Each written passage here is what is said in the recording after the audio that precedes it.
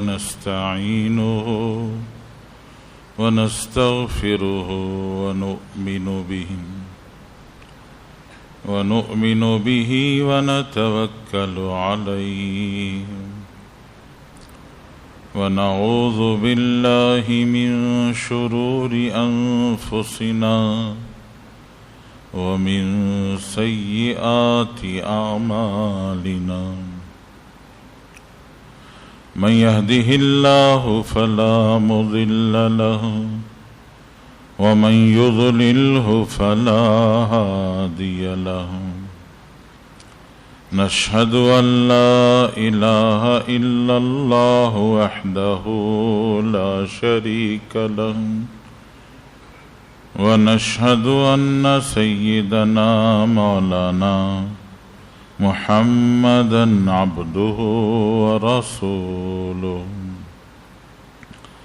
أرسله بالحق كافة للناس بشيرا ونذيرا وداعيا إلى الله تعالى بإذنه وسراجا منيرا وصلى الله تعالى عليه وبارك وسلم تسليما كثيرا كثيرا أما بعد فإن أصدق الحديث كتاب الله وخير الهدي هدي محمد صلى الله عليه وسلم وشر الأمور محدثاتها وكل محدثة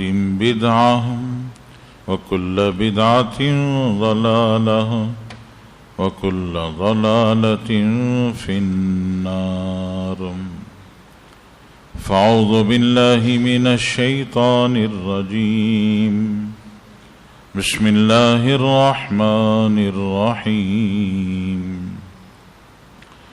يا أيها النبي إنا أرسلناك شاهدا ومبشرا ونذيرا وداعيا إلى الله بإذنه وسراجا منيرا وبشر المؤمنين بأن لهم من الله فضلا كبيرا وقال النبي صلى الله عليه وسلم كل أمتي يدخلون الجنة إلا من أبى قيل من يأبى يا رسول الله قال من أطاعني دخل الجنة ومن عصاني فقد أبى او كما قال علیہ الصلاة والسلام۔ دوستو، بزرگوں اور بھائیوں، اللہ جل جلالہ من والہ نے انسان کو دنیا کے اندر تھوڑی اور چھوٹی سی مدت کے لیے بھیجا ہے، اور اللہ جل جلالہ من والہ نے اس انسانی زندگی کو امتحان اور آزمائش کی رکھا ہے۔ اس امتحان میں کامیابی کے لیے، کامرانی کے لیے، صحیح راستہ پانے کے لیے، صحیح منزل تک پہنچنے کے لیے اللہ تعالیٰ نے انبیاء کرام علیہم الصلاۃ والسلام سے رہبری دی ہے، راستہ دکھایا ہے، رہنمائی کی ہے۔ جو انسان نبیوں کے دکھائے ہوئے اس راستے پر چلتا ہے وہ دنیا میں بھی کامیاب ہوتا ہے، آخرت میں بھی کامیاب ہوتا ہے، دونوں جہانوں کی کامیابی۔ اللہ جل جلالہ من والہ نے ہمارے اور آپ کے نبی سید الاولین والآخرین، سید الانبیاء والمرسلین، فخر بنی آدم، تاجدار مدینہ حضرت محمد الرسول اللہ صلی اللہ علیہ وسلم کو خصوصی شان، امتیازی رتبہ اور تمام نبیوں کے امام بنا کر دنیا میں بھیجا ہے۔ حضرت رسول اللہ صلی اللہ علیہ وسلم کی مختلف شانیں، آپ کے مختلف رتبے، آپ کے الگ الگ درجے، آپ کے الگ الگ اوصاف اللہ نے قرآن میں مختلف جگہوں پر بیان کیے ہیں۔ قرآن پاک کی یہ آیت جو میں نے ابھی آپ کے سامنے پڑھی، اس آیت میں اللہ جل شانہ نے رسول اللہ صلی اللہ علیہ وسلم کی الگ الگ 5 شانیں، 5 امتیازی اوصاف اللہ نے ذکر فرمائے ہیں۔ یا ایھا النبی انا ارسلناک شاہدا ومبشرا ونذیرا وداعیا الی اللہ باذنہ وسراجا منیرا۔ یہ رسول اللہ صلی اللہ علیہ وسلم کی 5 الگ الگ امتیازی اوصاف ہیں، آپ کی الگ الگ شان ہے جو اللہ نے خود بیان کیا، اور اپنے نبی کے رتبے کو، نبی کے اوصاف کو انسانوں کے سامنے اللہ نے پیش کیا ہے کہ نبی جی، ہم نے آپ کو شاہد بنا کر، ہم نے آپ کو مبشر بنا کر، نذیر بنا کر، داعی بنا کر اور سراج منیر بنا کر بھیجا ہے۔ شاہد گواہ کو کہتے ہیں کہ سب سے پہلے اللہ کی یکتائی کے گواہی دینے والے خود رسول اللہ صلی اللہ علیہ وسلم ہیں، اور کل قیامت میں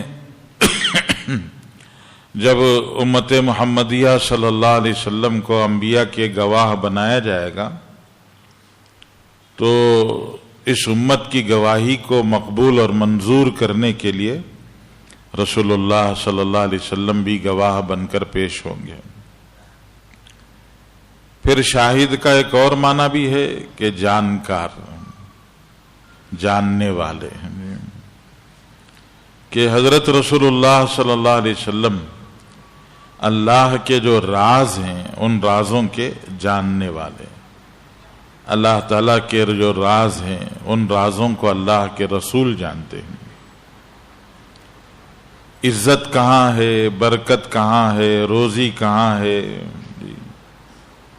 جیسے لوگ اپنی تجوریوں میں کاغذات ایک خانے میں رکھتے ہیں، سونے چاندی کے زیورات ایک خانے میں رکھتے ہیں، کچھ اور چیزیں ایک خانے میں رکھتے ہیں، تو وہ راز ہوتا ہے، کسی کو بتایا نہیں جاتا۔ تو ایسے ہی اللہ جل شانہ نے انسان کی ضرورت کی، سعادت اور خوش نصیبی کی بہت ساری چیزیں اللہ تعالیٰ نے اپنے پاس رکھی ہیں، تو وہ کہاں رکھی ہیں یہ راز اللہ نے اپنے حبیب صلی اللہ علیہ وسلم کو بتایا ہے، اور رسول اللہ صلی اللہ علیہ وسلم نے امت کو بتایا کہ اللہ سے اگر عزت چاہتے ہو تو کہاں سے لو، روزی چاہتے ہو تو کہاں سے لو، برکت چاہتے ہو تو کہاں سے حاصل کرو۔ یہ سب راز رسول اللہ صلی اللہ علیہ وسلم نے امت کو بتائے ہیں، اس لیے آپ کو شاہد کہا جاتا ہے کہ آپ اللہ کے رازدار ہیں، اللہ کی طرف سے بنائے گئے گواہ ہیں۔ پھر مبشر ہیں کہ آپ نے بشارتیں سنائی ہیں، انسان کو خوشخبریاں بتائی ہیں۔ گھر سے نکل کر مسجد کی طرف آ رہے ہو، رسول اللہ صلی اللہ علیہ وسلم کی خوشخبری ہے، بشر المشائین فی الظلم بان لہم النور التام یوم القیامہ۔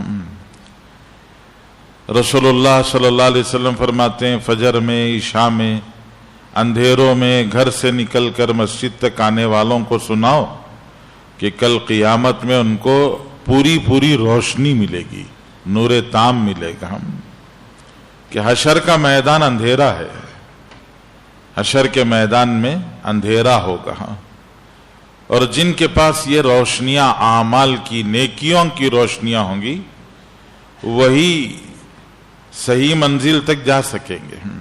قرآن پاک میں اللہ تعالیٰ فرماتے ہیں کہ حشر کے میدان میں جب مجمع چلنے لگے گا تو کچھ لوگ ایسے ہوں گے، نورہم یسعی بین ایدیہم و بایمانہم، ان کے آگے بھی نور ہوگا، ان کے دائیں بھی نور ہوگا، اور وہ روشنی میں نہائے ہوئے چل رہے ہوں گے۔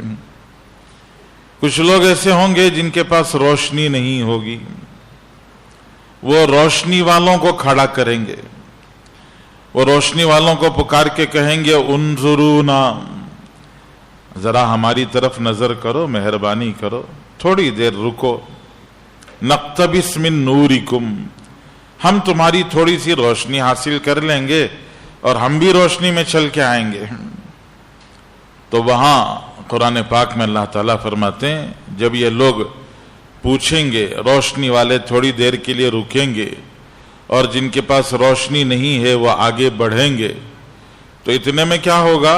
قرآن کہتا ہے فَضُرِبَ بَيْنَهُمْ بِسُورٍ لَهُ بَابٌ، روشنی والے اور اندھیرے والوں کے بیچ میں اللہ تعالیٰ ایک دیوار کھڑی کر دیں گے، یہ الگ ہو جائیں گے، وہ الگ ہو جائیں گے۔ پھر ایک آواز آئے گی، اس آواز میں کہا جائے گا قِيلَ ارْجِعُوا وَرَاءَكُمْ فَالْتَمِسُوا نُورًا، ارے پیچھے دیکھو، پیچھے روشنی مل رہی ہے۔ جی وہ پیچھے مڑ کے دیکھیں گے، پیچھے کہاں روشنی مل رہی ہے؟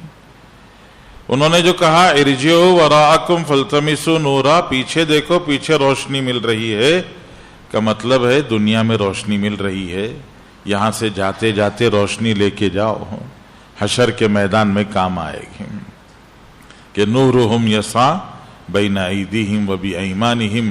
یہ روشنی کہاں ملے گی؟ اللہ کے نبی صلی اللہ علیہ وسلم نے بتایا فجر میں، عشاء میں مسجد کو چل کے آؤ گے تو اللہ تعالیٰ روشنی دیں گے، نور دیں گے۔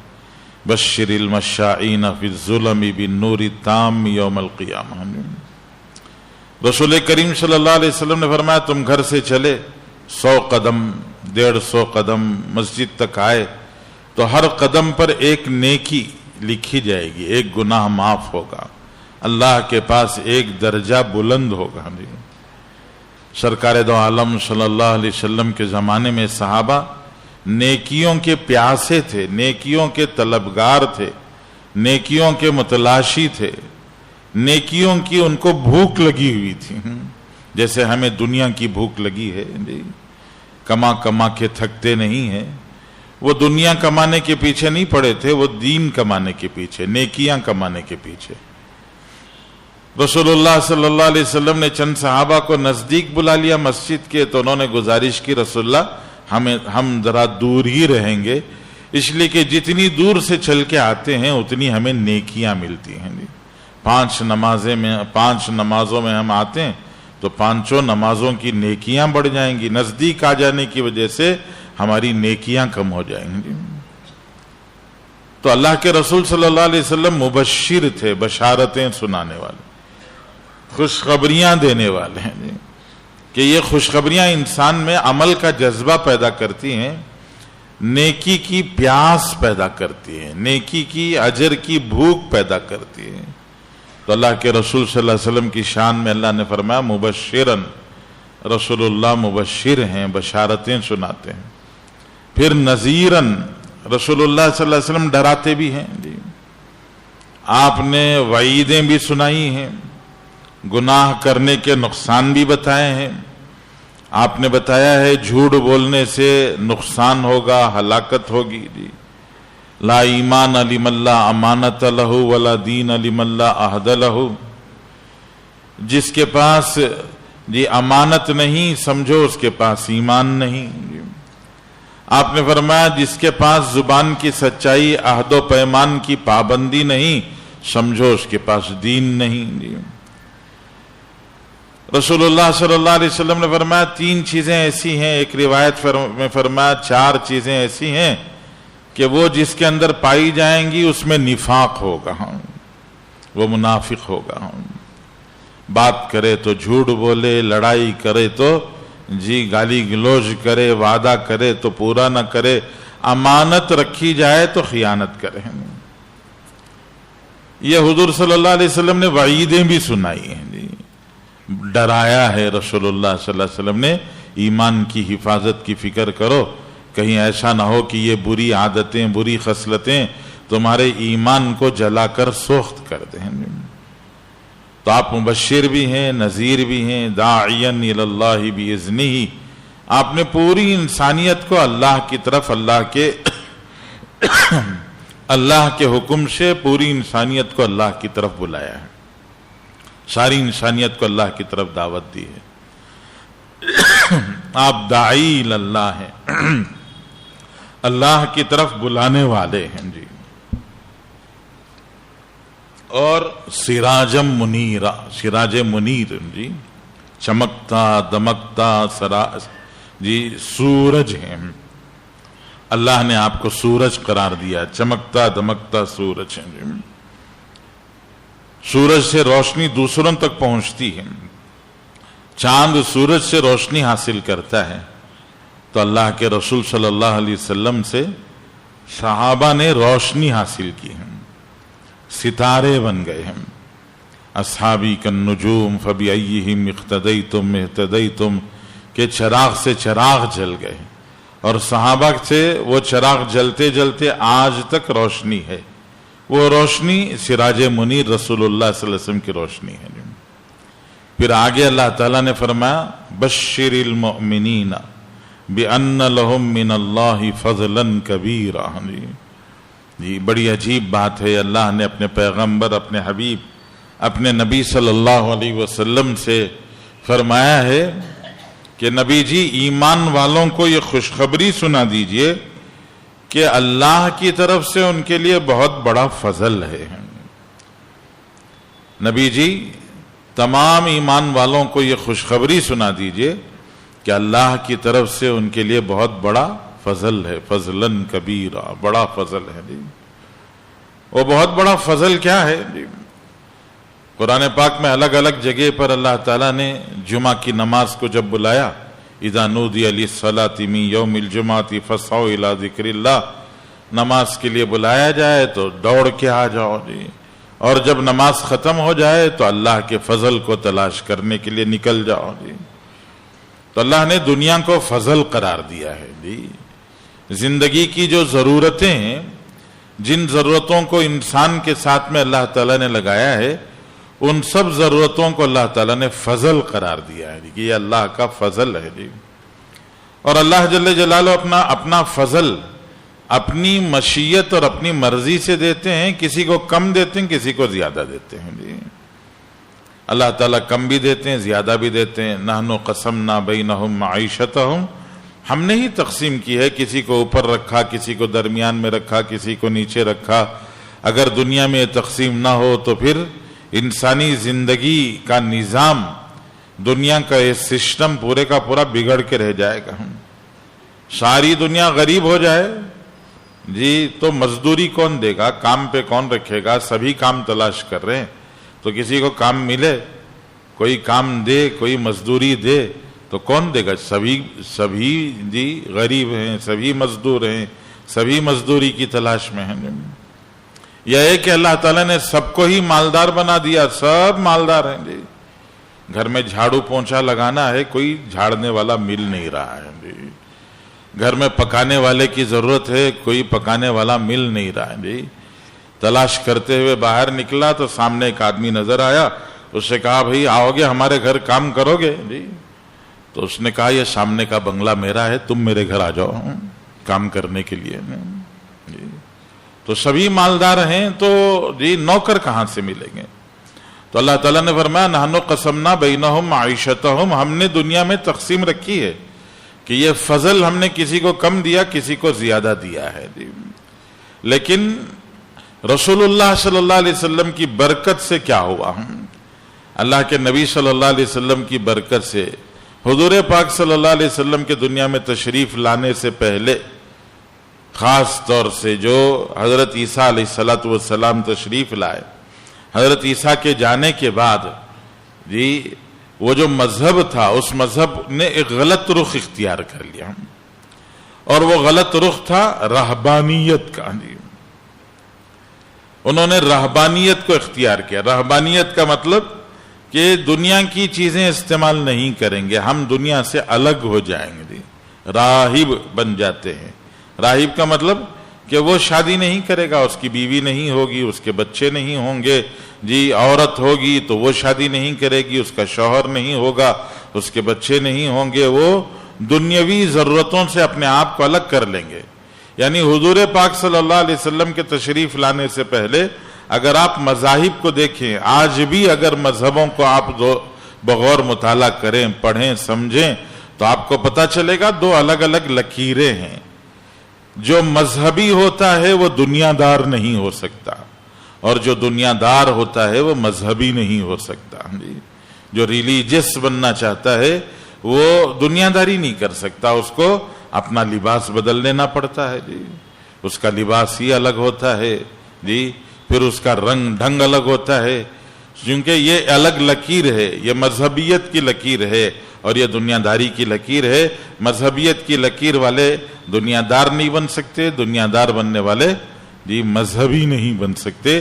یہ دو الگ الگ لکیریں تھیں. جی اور آج بھی دنیا میں لوگ اسی لکیروں پر چل رہے ہیں. جی ہاں الگ بات ہے، دکھانے کے لیے کچھ اور ہوتا ہے، اندر کچھ اور ہوتا ہے. جی اوپر مذہبیت کا چوغا ہوتا ہے اور اندر ساری حرکتیں ہوتی ہیں، ساری باتیں ہوتی ہیں، وہ الگ بات ہے. لیکن لوگوں نے دکھانے کے لیے صحیح اپنے آپ کو مذہبی بنایا تو لباس الگ کر لیا. جی ان کا رنگ ڈھنگ الگ کر لیا. اللہ کے پیارے رسول صلی اللہ علیہ وسلم نے قرآن کی آیت کے ذریعے سے انسانوں کو بتایا، اور اللہ کے نبی صلی اللہ علیہ وسلم نے پوری امت کو، تمام مومنین کو جی یہ بشارت دی. اللہ تعالیٰ فرماتے ہیں بشیر المؤمنین، نبی جی پورے مومنین کو یہ بشارت سنا دیجئے بِأَنَّ لَهُم مِّنَ اللَّهِ فَضْلًا كَبِيرًا، کہ اللہ تعالیٰ کی طرف سے ان کے لیے بہت بڑا فضل ہے. اچھا کھانا، کلو وشربو ولا تسرفو، کھاؤ پیو، ہاں اتنا یاد رکھو اسراف مت کرو. جی ضائع مت کرو. جی ایک آدمی کا کھانا ہے، جی 4 آدمی کا کھانا پلیٹ میں لے لیا، ہم پیٹ بھر گیا تو باقی بچا ہوا سارے کا سارا دستر پر انڈیل دیا، اور وہ سارا لے جا کر نالیوں کے حوالے کر دیا. فرمایا کلو وشربو، کھاؤ پیو، منع کون کرتا ہے؟ اچھے سے اچھا کھاؤ، عمدہ سے عمدہ کھاؤ، بہتر سے بہتر بناؤ. جی انواع و اقسام کی چیزیں کھاؤ، منع نہیں کرتے اللہ تعالیٰ. لیکن ولا تسرفو، ضائع مت کرو. ضائع کرنے میں کس کا فائدہ؟ جن پلاسٹکوں میں لپیٹ کر لے جا کے پھینک دیا جاتا ہے، اب وہ پلاسٹک میں لپیٹنے کی وجہ سے انسان تو انسان جانور کے بھی لائق نہیں رہا. اب وہ جانوروں کے لیے بھی مصیبت بن جائے گا اگر جانور کھائیں گے. تو اس لیے جی فرمایا کھاؤ پیو، منع نہیں ہے. قرآن پاک میں اللہ تعالیٰ نے جی ایک خاص موقع سے، جب مکے والے کپڑے نکال کر ننگے کعبۃ اللہ کا طواف کرتے تھے، حضور پاک صلی اللہ علیہ وسلم کے تشریف لانے سے پہلے ننگے طواف کرتے تھے. مرد دن میں ننگے طواف کرتے، عورتیں رات کے اندھیرے میں جی ننگے طواف کرتی، برہنہ، بغیر لباس کے. ان سے پوچھا گیا ارے یہ کیا حرکت ہے، کپڑے نکال کے کیوں طواف کرو؟ تو وہ کہتے ہیں کہ ہمارے پاس حلال لباس نہیں ہے، حرام کپڑے میں طواف اچھا نہیں ہے جی، اس لیے ہم کپڑے نکال کے طواف کرتے ہیں. جی تو کہا یہی ہمارے آباء و اجداد سے یہی ہوتا آ رہا ہے. سورہ اعراف میں اللہ تعالیٰ نے جی حضرت آدم کا قصہ ان کو سنایا ہم کہ دیکھو حضرت آدم علیہ السلام سے جب بھول ہوئی، شیطان نے ان کے اوپر حملہ کیا اور ان سے بھول ہو گئی، تو اس وقت پر بدن کے کپڑے اتر گئے تھے. جی گناہ کا اثر ہوتا ہے کہ انسان کا لباس اتر جاتا ہے. جی بے حیائی گناہ کا اثر ہوتا ہے. جب زندگی میں گناہ ہوتے ہیں تو پھر اس کے بعد زندگیوں سے حیا نکل جاتی ہے. جی تو اللہ جل شانہ نے اسی بیک گراؤنڈ میں، اسی پس منظر میں اللہ جل جلالہ من والہ نے ارشاد فرمایا کہ قل من حرم زینت اللہ التی اخرج لعبادہ والطیبات من الرزق. نبی جی ان کو بتائیے کہ کس نے اللہ کی نکالی ہوئی رونق کو، سنگھار کی، سنوارنے اور عمدہ اور خوبصورت لگنے کی جتنی چیزیں پاکیزہ ہیں ان کو کس نے حرام قرار دیا؟ لباس کو کس نے حرام قرار دیا؟ کھانے پینے کو، اچھے گھر کو، عمدہ سواری کو کس نے حرام قرار دیا؟ اللہ نے تو نہیں، بنانے والے نے تو نہیں کہا، تو کس نے حرام کر دیا؟ تو اللہ نے اجازت دی ہے، انسان دیندار ہو کر دنیا دار ہو سکتا ہے، دنیا دار ہو کر پورا دیندار ہو سکتا ہے۔ دینداری اور دنیا داری کے درمیان میں کوئی لکیر نہیں ہے کہ دیندار دنیا دار نہیں بن سکتا اور دنیا دار دیندار نہیں بن سکتا۔ اللہ نے ایسی کوئی لکیر نہیں کھینچی ہے، بلکہ دونوں کو رسول اللہ صلی اللہ علیہ وسلم نے ملا دیا۔ حضرت ابوبکر صدیق رضی اللہ تعالیٰ خلیفہ بلا فصل، رسول اللہ صلی اللہ علیہ وسلم کی یہ خلافت آپ نے اٹھائی اور رسول اللہ کے بعد آپ خلیفہ بنے۔ خلیفہ بننے تک بیپاری تھے، تاجر تھے، کپڑے کا بیپار کرتے تھے۔ خلیفہ بنے تو اس دن بھی اپنے گھر کی ضروریات کے پیش نظر کپڑا لے کے بیپار کے لیے بازار میں چلے گئے۔ حضرت عمر نے دیکھا تو حضرت عمر نے فرمایا آپ بازار میں بیپار میں لگ جائیں گے تو امت کے مسائل کو کون حل کرے گا؟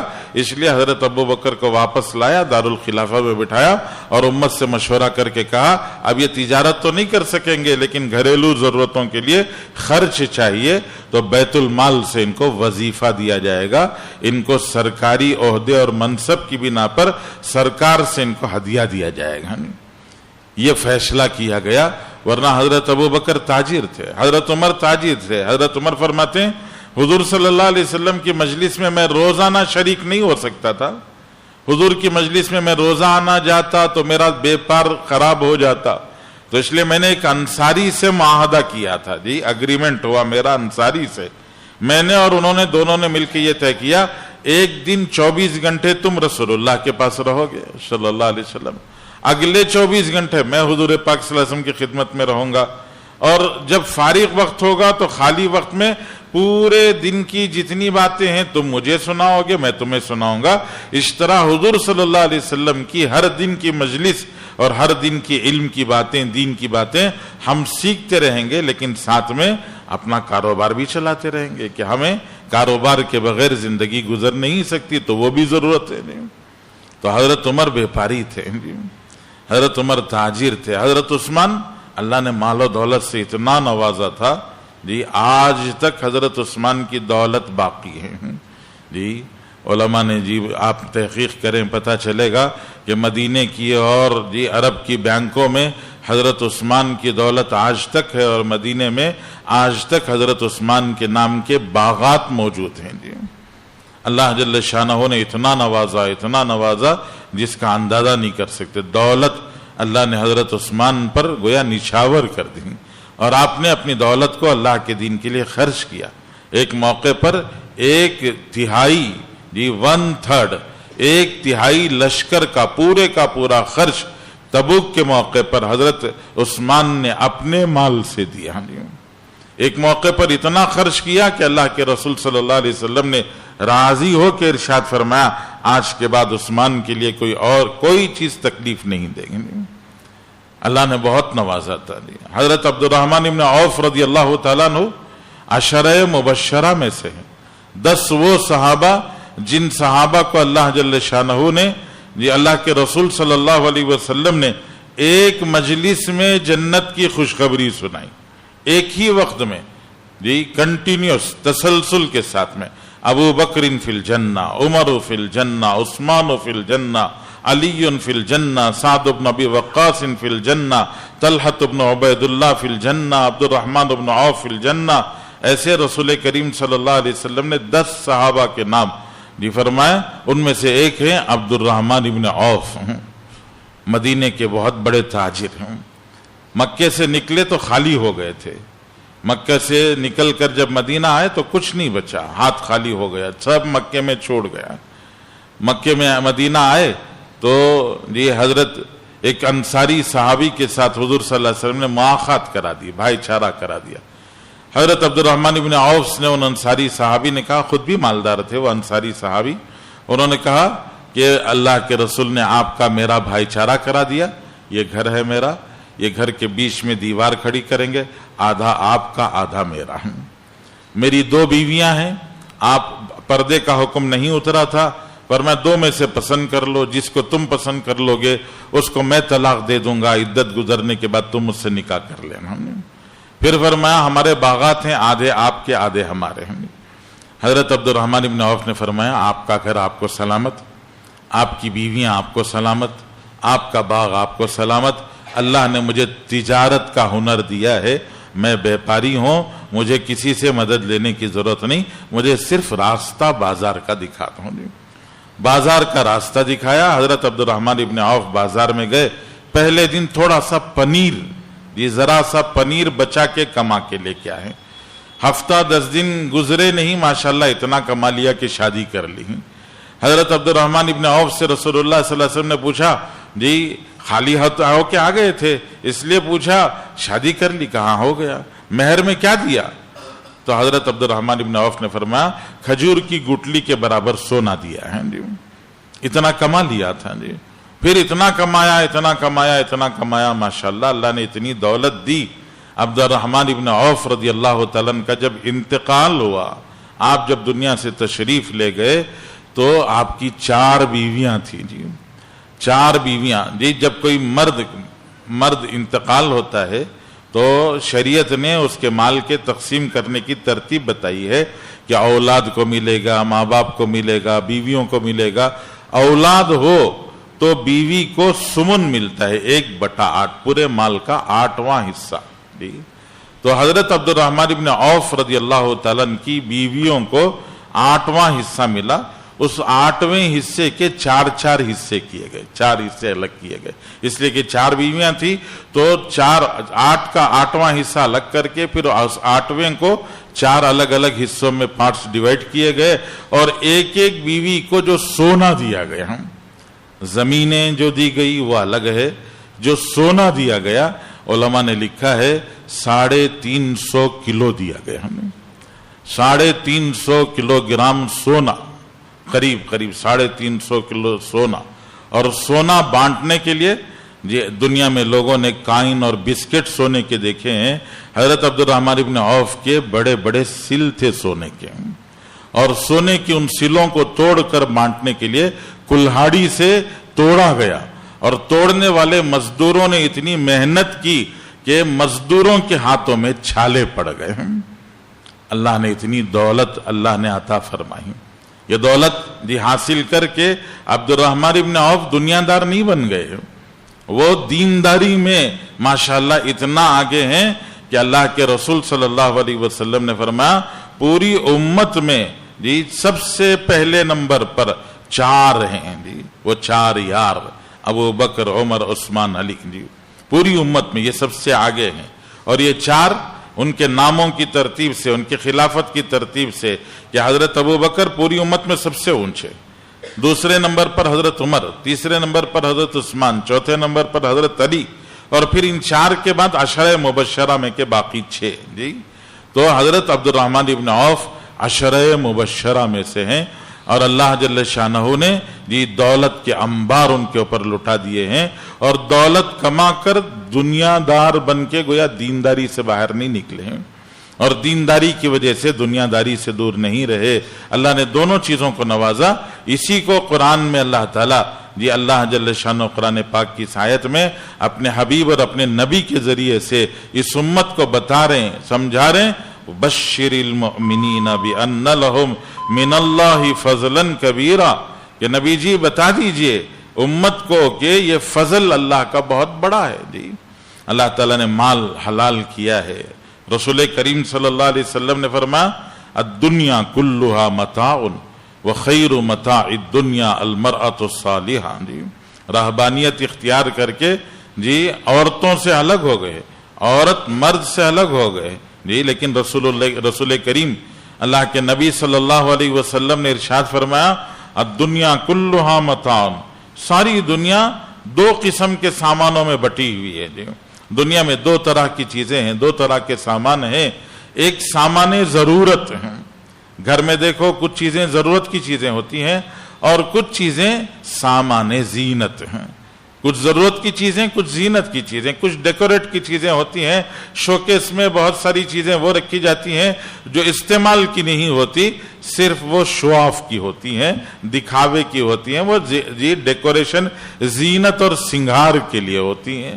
تو فرمایا دو قسم کے سامان دنیا کے اندر ہیں، ایک سامان ضرورت، ایک سامان زینت. رسول اللہ صلی اللہ علیہ وسلم نے فرمایا سامان ضرورت کے اعتبار سے دیکھو تو دنیا کا سب سے بہترین سامان نیک عورت ہے. اور اگر سامان زینت کے اعتبار سے، زندگی میں سنگھار اور خوبصورتی کے بڑھانے کے اعتبار سے اگر دیکھو تو سب سے بازینت چیز، سب سے زیادہ آرائش، زندگی کے ڈیکوریشن کو، زندگی کی خوبصورتی کو سب سے زیادہ بڑھانے والی اگر کوئی چیز ہے تو اللہ کے رسول صلی اللہ علیہ وسلم نے فرمایا المرأۃ الصالحہ، نیک خاتون. جب نیک خاتون زندگی میں آ جاتی ہے تو زندگی کی خوبصورتی بڑھ جاتی ہے، زندگی کی رونق بڑھ جاتی ہے. تو اللہ کے نبی نے بتایا عورت سے رشتہ مرد کا یہ فطری رشتہ ہے، اس رشتے کو باقی رکھنا اسلام کا تقاضا ہے، اور اسلام چاہتا ہے کہ مرد اور عورت آپس میں حلال رشتہ قائم کریں، حلال رشتہ باقی رکھیں. یہ اللہ کے نبی صلی اللہ علیہ وسلم نے بتایا، سمجھایا. تو فضل بتایا، عورت فضل ہے، مال فضل ہے، روزی فضل ہے، اولاد اللہ کی طرف سے فضل ہے. یہ سب فضل ہے، یہ حضور کی برکت ہے، یہ نبی پاک صلی اللہ علیہ وسلم کی برکت ہے. اللہ کے نبی صلی اللہ علیہ وسلم نے دنیا میں، مذاہب نے دین اور دنیا کے درمیان میں جو لکیر کھینچ کر دونوں کو دو الگ پارٹ میں بانٹ دیا تھا اور دونوں کو الگ کر دیا تھا، رسول اللہ نے دونوں کو ملا کے بتایا ہے تجارت کرو، تاجر بنو لیکن سچ اختیار کرو، امانت دار بن کے رہو. نبیوں کی صف میں تمہیں کھڑا کیا جائے گا، پیغمبروں کی صف میں تمہیں لا کے کھڑا کیا جائے گا کہ اتنی بڑی دولت اللہ تعالیٰ تمہیں عطا فرمائیں گے. تو دنیا کی ہر چیز اپنائی جا سکتی ہے لیکن دین سے دور ہونے کی ضرورت نہیں. دین میں رہتے ہوئے آدمی دنیا اپنا سکتا ہے. دونوں چیزوں کو اللہ کے رسول نے ملایا ہے. اس لیے ہمیں یہ سمجھنا چاہیے کہ دین کو بھی مضبوطی سے تھامیں، دنیا کو بھی اختیار کریں. آدمی کاروبار کرے، وقت اپنا لگائے کمانے میں دھمانے میں، منع نہیں ہے، بس نیت کا فرق ہے. ذرا سا نیت بدل لے تو زندگی کا پورا نقشہ بدل جاتا ہے. ایک صاحب کسی ضرورت سے وہ ندی پار کرنا چاہ رہے تھے، ندی کے پاس پہنچے تو دیکھا ندی میں طغیانی آ گئی ہے، ندی بہت تیز ہو گئی، اب پار نہیں کر سکتے، کوئی کشتی چل نہیں سکتی. وہ پریشان ہو گئے، ان کو کسی بہت ضروری مقدمے میں آگے جانا تھا. وہ پریشان ہو کر اس بستی والوں سے پوچھا کہ یہ بستی اب ندی میں طغیانی آ گئی، کیسے پار کروں؟ تو اس بستی والوں نے کہا ندی کے کنارے ایک جھونپڑی ہے، اس جھونپڑی والے کو جا کے کہو تو اس کے کہنے پر ندی کی طغیانی رک جائے گی، تم پار کر سکتے ہو. وہ تلاش کرتے ہوئے جھونپڑی والے کے پاس گیا، جھونپڑی والے سے کہا بہت ضروری ہے. انہوں نے کہا مانے گا نہیں، بنانا پڑے گا. بہت منت کی، لجاجت کی، بہت عاجزی سے کہا. تو انہوں نے کہا ٹھیک ہے، جاؤ ندی کے پاس جا کے کھڑ کے کہنا ایک ایسا آدمی مجھے بھیجا ہے جس نے زندگی میں کھایا نہیں، جس نے زندگی میں کبھی پانی پیا نہیں، جس نے اپنی بیوی سے رشتہ نہیں رکھا، ایسا آدمی تم سے کہتا ہے کہ جاؤ جا کے کہو تو تمہارے کہنے پر ندی کی طغیانی رکے گی، تم پار کر جاؤ گے. جب وہ یہ کہہ رہے تھے تو ان کی بیوی بیٹھ کے سن رہی تھی. بیوی نے کہا کھایا نہیں، روز تو کھاتے ہو، تم نے اپنے اوپر کہا چلو میں مان لیتی ہوں، زندگی میں راحت نہیں اٹھائی میں مان لیتی ہوں، سب کچھ کرتے رہتے ہو، لیکن یہ جو تم نے کہا بیوی سے رشتہ نہیں رکھا، اولاد ہو گئی ہے، تو میرے اوپر الزام ہے کہ بیوی سے تم نے نہیں رشتہ رکھا، تو پھر یہ اولاد کہاں سے آ گئی؟ تو میرے اوپر تہمت اور الزام ہے، اس لیے مجھے پوچھنا پڑتا ہے. تو کہا اس کو جانے دو، بعد میں بتاتے ہیں. وہ چلا گیا تو بیوی سے انہوں نے کہا دیکھو زندگی میں آج تک کبھی اپنے لیے نہیں کھایا، اللہ کا حکم سمجھ کے کھایا ہے جی، اپنے لیے نہیں پہنا، اللہ کا حکم سمجھ کے پہنا ہے۔ تمہارے سے رشتہ اللہ کا حکم سمجھ کر اختیار کیا، اولاد اللہ کے حکم کی بنا پر ہوئے ہیں۔ دنیا تو پوری اختیار کی، لیکن اس پوری دنیا کو اختیار کرنے میں نیت خواہش کے پورا کرنے، ضرورت کے پورا کرنے، منمانی کرنے کی نیت نہیں تھی، اللہ کے حکم کے پورا کرنے کی نیت تھی، اور اس نیت کی برکت سے سب کچھ کر کے بھی گویا کچھ نہیں کیا ہم نے، ساری دنیا استعمال کر کے بھی وہ اللہ کے لیے ہو گئے ہیں۔ تو ہمیں دنیا داری میں لگ کر دین کو بولنا نہیں ہے۔